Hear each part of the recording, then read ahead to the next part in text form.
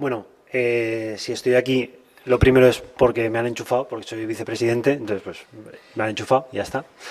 Y sobre todo porque soy clínico, ¿vale? Entonces yo soy docente, estoy haciendo la investigación del doctorado, pero mi ponencia está basada sobre todo en evidencia científica, experiencia clínica y sobre todo y principal en este libro, ¿vale? ¿Lo conoce alguien o no? ¿Sí? ¿Vale? Los de allí no lo conocéis porque sois muy jóvenes, ¿vale? Entonces, esto es un libro para niños que ayuda a los niños a aprender a identificar las emociones, ¿no? Y cada emoción tiene un color.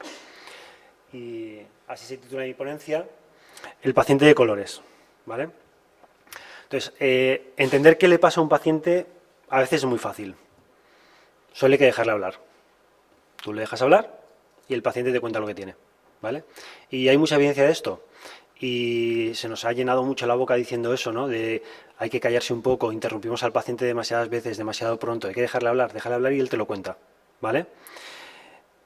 Pero a veces no es tan fácil. A veces tú le cuentas al paciente, oye, cuéntame, a ver, cuéntame, una pregunta abierta.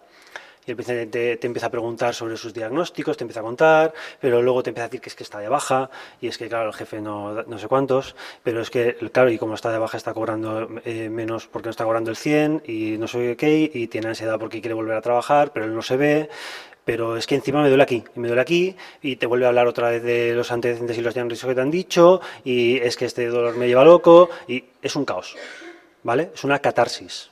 Y llevas media hora y el paciente no ha callado, ¿vale? Yo creo que esto a alguien nos habrá pasado, ¿no? ¿Vale? Entonces, ¿qué hay que hacer ahí? Pues lo primero que hay que hacer ahí es poner orden. Poner orden. ¿Y cómo ponemos orden? ¿Por dónde empiezo? Pues por interrumpir al paciente. Lo que no hay que hacer, ¿no? Es decir, interrumpir al paciente de una manera colaborativa, ¿vale? Hay que hacer junto al paciente, ¿vale? Ordenar toda esa información y no lo voy a interrumpir, lo voy a ayudar. Y los dos en conjunto, ¿vale? Con una estrategia de comunicación mutua durante la entrevista, hay que poner orden. Entonces podemos poner aspectos psicosociales en el bote amarillo, aspectos ocupacionales en el azul, patologías en el rojo, barreras socioocupacionales en el negro. Si alguien está familiarizado, ya sabe que va esto, ¿no? Sistema de banderas, ¿vale? Faltarían las naranjas, psiquiátricas, las rosas, factores de buen pronóstico, y yo, pues como me faltaba una de una cosa que quería hablar, me inventa una, que es la verde, que es el dolor, ¿vale? ¿Y qué herramientas tenemos para ordenar todo eso? ¿Cómo lo hago? Pues lo primero es conocimiento y experiencia previa, ¿vale? Y eso es la, ¿cómo lo diría? La autoauditoría que nos tenemos que hacer cada uno, ¿no? Antes habéis estado hablando de acreditaciones y credenciales, ¿no? Pues cada uno que se auditorice y que le dedique tiempo a ser cada vez mejor profesional. ¿Y por qué digo cada uno? Porque aunque esto va de atención primaria, ¿no? Y de afrontamiento, en nuestra profesión todavía hay mucha práctica privada. Yo me dedico a la privada. Desgraciadamente, todavía a día de hoy, gente que haya acabado hace poco la carrera, muchos van a acabar en la privada porque no existe todavía esa opción de que haya muchos fisioterapeutas en la pública, que está cambiando y cada vez, ojalá, haya más opciones, ¿vale? Cuando alguien está dentro de un equipo, eso es mucho más fácil de hacerlo, porque te sientes auditorizado por tus compañeros, porque cuando estás tú solo en cuatro paredes, o te lo mamas tú, ¿vale? La historia clínica, la exploración física y los test ortopédicos, las pruebas complementarias, los cuestionarios, test sensoriales, clínicos y cuantitativos, habilidades y conocimientos transversales y conocimientos sobre cribado y derivación. Y veis que hay algunas que están más grandes, pues porque a mí creo que son más importantes, ¿vale? Pero también hay que tener en cuenta que estas herramientas son diferentes en un contexto clínico y en un contexto de investigación, ¿de acuerdo? ¿Por qué? Por recursos económicos. Yo a lo mejor en la clínica no puedo hacer un QST, unos test sensoriales cuantitativos, porque no tengo un termodo, ¿vale? O recursos de tiempo, temporales, o porque a lo mejor en investigación los objetivos son unos para el estudio, pero yo solo estoy centrado en los objetivos de mi paciente, ¿vale? O, bueno, y eso es, ¿de acuerdo? Entonces, lo que vamos a hacer ahora es hablar un poco de... o sea, esta charla va de esa primera sesión de la que hablaba Fede, que se podía tirar 1 hora, ¿no? Y si hacía falta 2 y si hacía falta 3, ¿vale? Entonces, lo primero es entender por qué viene el paciente. El paciente normalmente viene por dolor o por alguna afección. Y entonces tenemos que empezar a comprender ese dolor. Entonces, lo primero es entender el componente sensorial discriminativo. Eso es la intensidad del dolor, el carácter del dolor, ¿vale? O cómo se comporta el dolor, qué lo agrava o qué lo atenúa, ¿no? Sabéis que el dolor tiene 2 componentes, ¿no? Sensorial discriminativo y afectivo motivacional. Pero hay que tener cuidado con esto porque cuando tú le preguntas al paciente por el componente sensitivo sensorio discriminativo, él no te contesta el sensorio discriminativo. Él te contesta el global, ¿vale? Él te dice 0 a 10 y en su 0 a 10 hay un componente afectivo motivacional. Hay un componente de cuánto a él le está afectando emocionalmente. Tú le preguntas al paciente, ¿cómo describirías tu dolor? Y unos te dicen, pues me pincha, me quema, me escuece, que son descriptores sensoriales, y otros te dicen, pues ¿cómo lo escribirías? Pues desesperante, agotador, y utilizan descriptores emocionales. ¿Lo entendéis? Entonces, eso a veces hay que tenerlo en cuenta. ¿Y cómo se comporta el dolor con la medicación o con otras cosas? Hay que entender la temporalidad y la trayectoria, ¿vale? Agudo y crónico más de 3 meses, y eso es algo pues consensuado, pero recordad que lo de los 3 meses es algo coyuntural, es porque en investigación en el 3er mes se solía hacer la primera toma de datos post-intervención, pero ¿quién dice a mí que un paciente de 2 meses no puede tener un dolor crónico? O 2 meses y medio, ¿vale? ¿Y cómo es la trayectoria, ¿no? Si es un dolor persistente continuo, o es fluctuante, o es un episódico recurrente, ¿vale? Luego, la localización, ¿no? Hay una herramienta súper sofisticada, que es que el paciente pinte el mapa corporal, ¿vale? Y podemos diferenciar entre local, regional, generalizados, multisitio, ¿vale? Generalizado es que tiene una expresión generalizada, normalmente en al menos 2 o 3 cuadrantes del cuerpo, ¿vale? O incluida la zona axial. Y regional, no hay un consenso, que es eso de lo regional, ¿vale? Se interpreta como dolor que se expande más allá del territorio de un nervio, cuando hablamos de neuropático, o de un área, una articulación específica, cuando es dolor nociceptivo, ¿vale? Entonces podemos tener diferentes tipos, ¿no?, de patrones, ¿no? El paciente con un dolor en hemicuerpo, o multisitio, o más localizado regional, ¿no? Otra cosa que nos interesa del dolor son los mecanismos, ¿no? Que es de lo que hemos hablado muchísimo en los últimos años, ¿no? Si es nociceptivo, neuropático o nociplástico. A nivel nociceptivo, a día de hoy todavía no tenemos unos criterios bien establecidos de identificación de dolor nociceptivo. Parece que eso lo más relevante es la experiencia y el conocimiento del clínico experto. Luego tenemos, bueno, y el dolor mixto, que es lo que está pegando más últimamente, y que corre el riesgo de ser un cajón desastre, ¿no? Bueno, pues como ahora todo es mixto, pues todo es mixto, ¿vale? Y recordad que lo más importante es ver cuál es el mecanismo más predominante, no solo los que hay, el más predominante es lo más relevante. Para eso, pues para dolor neuropático tenemos diferentes escalas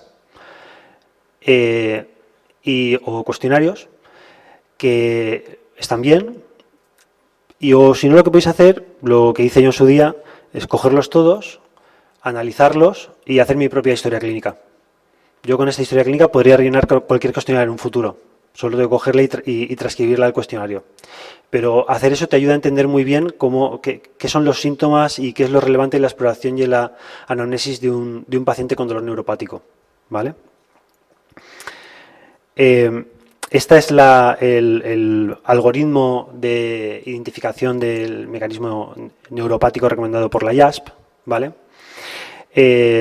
Sabéis, ¿no?, que es que tenga una historia relevante de posible lesión neurológica, que esté asociado con alteraciones sensoriales. Esto sería un probable dolor neuropático.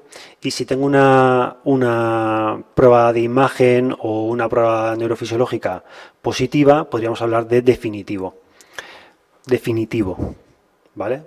¿Por qué decimos definitivo? Porque todos sabemos que muchas veces las pruebas complementarias no se correlacionan con la patología y, sin embargo, utilizamos una prueba complementaria para decir que es definitivo. Entonces yo pongo definitivo porque siempre como clínicos tenemos que tener detrás de la oreja que si algo no va bien, ¿vale?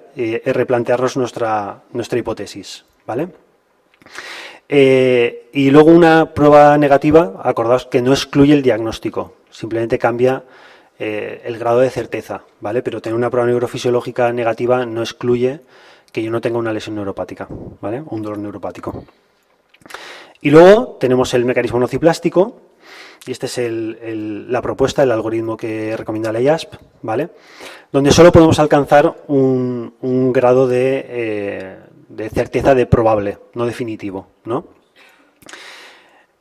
Lo curioso de todo esto es que, como pasa muchas veces, primero es la propuesta, pero no se ha puesto a prueba, ¿vale? Y ahora están habiendo estudios donde están poniendo a prueba este algoritmo y han visto que no es demasiado, o sea, utilizar este algoritmo no es algo muy fiable, ¿vale? ¿Cómo funciona este algoritmo, no? Yo tengo que tener un dolor de más de 3 meses de evolución, lo que os decía, eso también, el que quiera que se plantee si un paciente de 2 meses y medio se puede plantear hacerle este algoritmo, ¿no?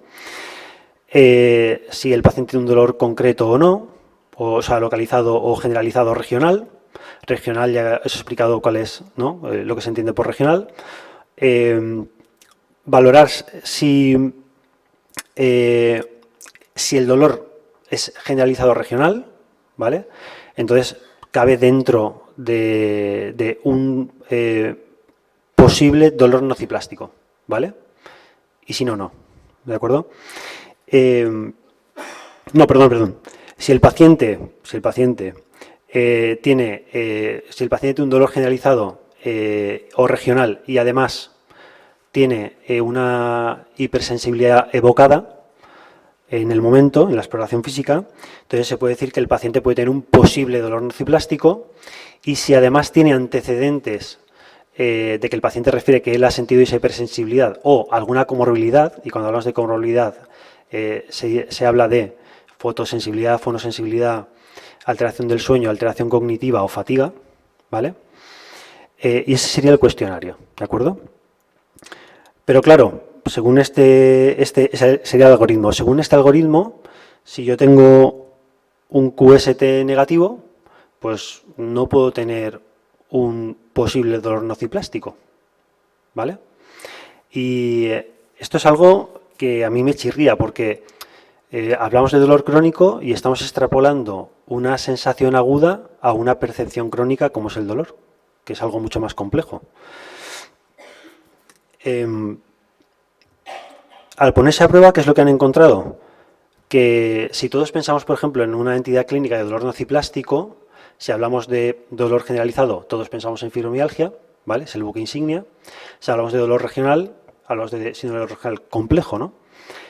Claro, cuando tú pasas a pacientes con fibromialgia este algoritmo, solo el 55% de los pacientes podemos poner la etiqueta de probable dolor nociplástico, lo cual es muy bajo, 55%.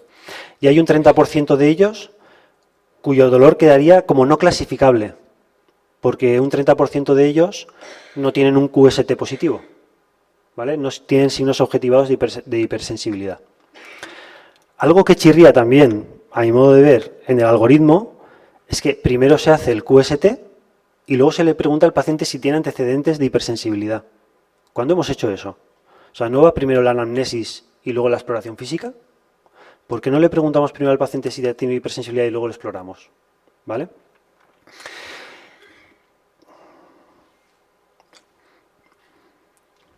Y luego, tenemos el estudio de otros fenómenos como la sumación temporal, la modulación condicionada, ¿vale? Y pongo el monstruo de colores, está el paciente de colores echa la mano a la cabeza, porque dice, otra vez lo mismo, otra vez lo mismo. Mismo problema de siempre. Venimos del organocentrismo, pasamos al cerebrocentrismo y ahora el CPM-centrismo, ¿no? Todo el mundo con la modulación condicionada, cuando a lo mejor no es algo tan relevante, ¿vale? Entonces, no es lo mismo, ¿vale? La identificación del mecanismo no es un diagnóstico, no hay que emplear herramientas de manera aislada sin integrarlo con otras informaciones. La medición del dolor y el diagnóstico no es lo mismo, pero es lo mismo, me repito. Y el diagnóstico nos habla de la patología, el diagnóstico nos habla de la patología subyacente al dolor y el mecanismo no es el diagnóstico, ¿vale? El diagnóstico es patología. Entonces, algo que tenemos que tener también es conocimientos en patología. O sea, ¿qué es lo que tiene el paciente? ¿Vale? ¿Cómo lo conseguimos? Pues identificando patrones clínicos, con la exploración física y las pruebas complementarias. Si somos capaces de integrar eso a través de un proceso de razonamiento clínico, podemos llegar a tener una sospecha clínica.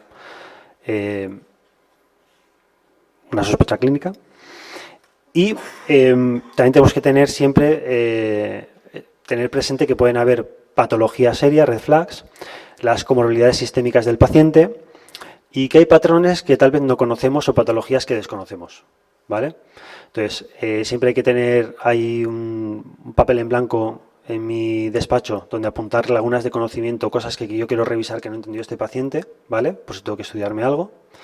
Y poder derivar a ese paciente cuando tengo una duda razonable para que alguien que sepa más que yo sobre algo me ayude, ¿vale? Y no dejar de lado, no dar la espalda a lo que ha sido siempre lo más importante de nuestra profesión, ¿no? La rehabilitación funcional, ver la debilidad del paciente, el rango del movimiento, ¿vale? O la valoración de la función. Lo siguiente que quiero saber es qué impacto tiene el dolor en el paciente, es decir, el componente afectivo motivacional. Y para esto tenemos mogollón de cuestionarios, ¿de acuerdo? Hemos hablado mucho de cuestionarios, de datos, pero en la interacción con el paciente, o sea, en la entrevista clínica, esa interacción terapeuta-paciente no es reemplazable con una batería de cuestionarios, ¿se entiende? Entonces, ahora, los cuestionarios, aparte de ser una herramienta que nos dan datos, nos pueden ayudar a entender de qué va cada cosa, ¿vale? Porque los cuestionarios tienen subescalas. ¿Qué aspectos psicoemocionales tenemos que entender? Pues qué miedo, si el paciente tiene miedo, ¿no? ¿Miedo a qué? Pues miedo a hacerse daño o miedo a sentir dolor o a las consecuencias del mismo. Si el paciente tiene niveles altos de catastrofismo. Y hay veces que eso, por ejemplo, se malinterpreta, ¿no? Porque dice, no, es que claro, el paciente no tiene catastrofismo, porque es que la situación que tiene, o sea, su percepción es muy realista en función de la situación que tiene, que es muy mala. Pero claro, cuando tú ves el cuestionario de catastrofismo, tiene 3 componentes, magnificación, rumiación y desesperanza. ¿No hay gente con situaciones muy malas que tiene un afrontamiento muy bueno? A lo mejor es porque lo rumian menos y tienen menos desesperanza. Entonces, bueno, aunque haya algo que no es modificable, tal vez se pueden modificar esos factores, ¿no? O la rigidez, ¿no? O ese paciente que está enfrascado en sus pensamientos y no puede salir de ellos. Gordon Waddell decía una cita, decía, las creencias del paciente están grabadas en piedra, las ideas del terapeuta se las lleva el viento. ¿Entendéis? O sea, hay que muchas veces romper con esa rigidez, con ese paciente que... también es comprensible que el paciente sea rígido después de todo lo que ha vivido, tenga rigidez al cambio o desconfianza del terapeuta. También entender la autorpercepción del paciente, cómo cambia su rol de identidad, cuidadores que pasan a ser cuidados, madres y padres cuidados por hijos, o yo debería estar cuidando a mis padres y los abuelos me están cuidando a mí, ¿no? Perder mi rol o mi rol laboral. Una pérdida de autoeficacia o la conducta de enfermedad, ¿no? La magnificación, el buscar el apoyo social, la catarsis, estar hablando, ¿no?, de mi dolor constantemente. O la victimización, que también se malinterpreta. Hay veces que es comprensible que el paciente tenga una percepción de víctima porque el paciente muchas veces ha sufrido daños irreparables. Eso es normal. A veces busca un culpable, a veces lo encuentra, a veces no. A veces hay culpables. A veces hay gente que tiene la culpa, ¿eh? Otras veces no. Alteraciones en la conducta, en el sueño. Yo hace un par de años pude escuchar a Natalia Costa, donde los estudios en los que ella demostraba que lo que más predecía una crisis de dolor en dolor crónico, en dolor lumbar crónico, era haber dormido mal la noche de antes. La evitación, el afrontamiento, esto va de afrontamiento, ¿no? Y tenemos diferentes, también, ¿no? Si ves el cuestionario de afrontamiento, hay diferentes subescalas. Hay actitudes de afrontamiento pasivo, la oración, conectar con lo religioso o con lo mágico, ¿no? El paciente que acaba yendo, ¿no?, a terapias alternativas, ¿vale? La desesperanza o la catarsis, ¿no? El estar siempre buscando apoyo social, hablando del dolor. Yo a veces le digo al paciente, oye, no, o sea, tu entorno está harto de ti, ¿no? Siempre estás hablando de lo mismo, porque está buscando el apoyo social, el reconocimiento. O ese afrontamiento activo persistente, paciente que empieza a peregrinar y entra dentro de la medicina defensiva, que antes dicen, no, pues, bueno, existe, ¿no? Hay veces que la interacción con el médico es más, que el médico ya se huele que ese paciente es un poco complejo, dice, voy a hacer algunas pruebas, médico o también fisioterapeuta, quien sea. Voy a hacer unas pruebas para asegurarme que no es de mi campo y esto no es de lo mío. Y es la patata caliente. No le quiero hacer nada porque me va a dar problemas, ¿vale? O al revés, a lo mejor también se meten en ese peregrinaje y en lugar de esa medicina defensiva, pues se encuentran con iatrogenia e intervencionismo. Luego, patología psiquiátrica. Tenemos que tener conocimientos transversales para detectar y derivar estos pacientes. Y aspectos como la dependencia del abuso, a medicación o a otras sustancias. A veces es que el paciente, hay veces que yo le digo, pero ¿cuántas veces te tienes que subir la dosis para darte cuenta que el fármaco no te funciona? Porque si no te funciona con la dosis, te la subes y no te funciona, y te la subes y no te funciona. Pero cuando les haces ver eso y les dices que se podrían plantear retirarse el fármaco, que hable con su médico, y dicen, hombre, ¿pero cómo me lo voy a retirar? ¿Con lo que me duele? Si no me lo retiro, ¿me voy a morir de dolor? ¿Vale? ¿Cómo impacta el dolor del paciente en su trabajo o su trabajo también en su dolor? ¿Vale? ¿Cómo es su entorno laboral, sus creencias, si tiene satisfacción laboral o no, o cómo son sus condiciones, su relación con sus compañeros, el entorno, si tiene un burnout, ¿vale? Y luego los factores socioocupacionales, ¿no? Su estatus económico, si está ganando menos dinero al estar de baja, o tiene miedo a perder el trabajo, la baja laboral del subsidio, o si está de litigios, tribunales, todos son barreras, ¿vale?, a la recuperación. Y con todo ese panorama tan feo, pues llegan las banderas rosas, que son los factores de buen pronóstico que siempre hay que reforzárselos al paciente para mejorar su expectativa y su autoeficacia. ¿De acuerdo? Y eso sería una manera de intentar, ¿no?, organizar toda esa información del paciente. Y en ese ímpetu de organizar podemos caer en errores de intentar hacer simple lo que no es tan simple, ¿vale? O de enfrascar al paciente o etiquetar al paciente. No, pues mira, es que este es un ansioso. No, es que este es un tal. Este es, ¿vale? Voy con las conclusiones. Debemos obtener información exhaustiva del paciente a través de la anamnesis, la exploración física y las pruebas complementarias. Debemos invertir tiempo en entender el perfil del paciente. Eso optimizará el tratamiento y los objetivos y ahorrará tiempo y recursos futuros. No solo es obtener el perfil clínico del dolor del paciente, sino también del paciente con dolor. Todas las herramientas de medición del dolor son métodos de medición subjetivos, también el QST. El QST es cuantitativo, es numérico, pero es subjetivo, es un psicofísico, es lo que el paciente me cuenta. Los métodos, bueno, lo que ya lo he dicho. No podemos apoyarnos exclusivamente en unas herramientas en función de tendencias, preferencias o modas, sino tener una visión global del paciente. A la hora de juzgar el dolor del paciente, los fisioterapeutas no somos parciales debido a nuestros propios sesgos, eso lo tenemos que tener en cuenta. Una cosa es lo que el paciente experimenta, otra es lo que expresa y otra es lo que interpretamos. Entonces, nosotros inferimos nuestras conclusiones de informaciones e interpretaciones subjetivas, con lo cual siempre tenemos que coger con pinzas nuestras ideas. A la hora de juzgar el dolor del paciente, los fisioterapeutas estamos sesgados por nuestros sesgos, valga la redundancia, por muchas pruebas e información que tengamos, siempre debemos poner en duda nuestras conclusiones. Y por si no queda claro, a mi modo de ver, el fisioterapeuta es el mejor profesional para fenotipar el perfil clínico del paciente y de su dolor. Eso no significa que otras profesiones no tengan un valor inigualable, pero creo que la figura del fisioterapeuta tiene que ser la piedra angular. Y el objetivo de este proceso es entender al paciente y ofrecer la mejor calidad asistencial posible. Bueno, quería agradecer a Sogafi, a Sevid, a Sefid y a Sogalca, ¿vale? por esta jornada y contar conmigo. Dar gracias también a mi equipo en la clínica donde trabajamos todo el día, a Óscar, a Rafa, a Cristina y a Celia, y a mis directores de doctorado, Danilo Oliveira Silva, Quique Yuc y Rafa Torres. Y sobre todo, darle las gracias a la inspiración de esta ponencia, que esté aquí. Y si alguien tiene alguna duda, estos son mis contactos, pues si quiere preguntarme cualquier cosa.